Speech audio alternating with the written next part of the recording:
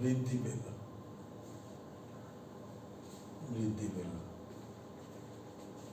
খরচকে একই রাখতে হলে কয়লার ব্যবহার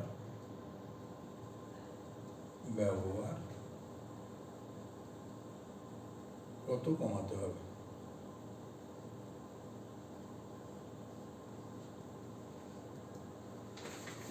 এই একটাই বোঝাই, হ্যাঁ, বেশি বোঝাতে গেলে এখন হবে না। হ্যাঁ, রেডি।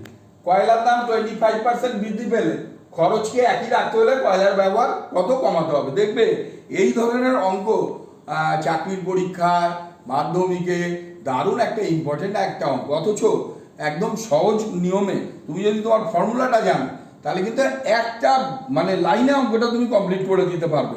দেখো আর প্লাস 100 প্লাস আর ইন্টু 100, এই আটটা কি? এই আটটা হচ্ছে তোমার বৃদ্ধিটা, আটটা। তাহলে এখান থেকে তুমি কি করতে পারো? 25/100 প্লাস 25 ইন্টু 100 যদি আমরা করি তাহলে কত হচ্ছে? 25/125 ইন্টু 100, 25/125, 5, 20, 20%। তাহলে কয়েক সেকেন্ডের মধ্যে কিন্তু অঙ্কটা করতে পারবে যে 25% যদি কয়লার ব্যবহার কত কমাতে হবে? 20% কমাতে হবে। তাহলেই কিন্তু কয়লার দাম 25% বাড়লে তোমার খুব একটা প্রবলেম হবে না। খুব সহজ অঙ্ক। তোমাকে তাহলে মনে রাখতে হচ্ছে কি? R/100 plus R into 100। ধন্যবাদ।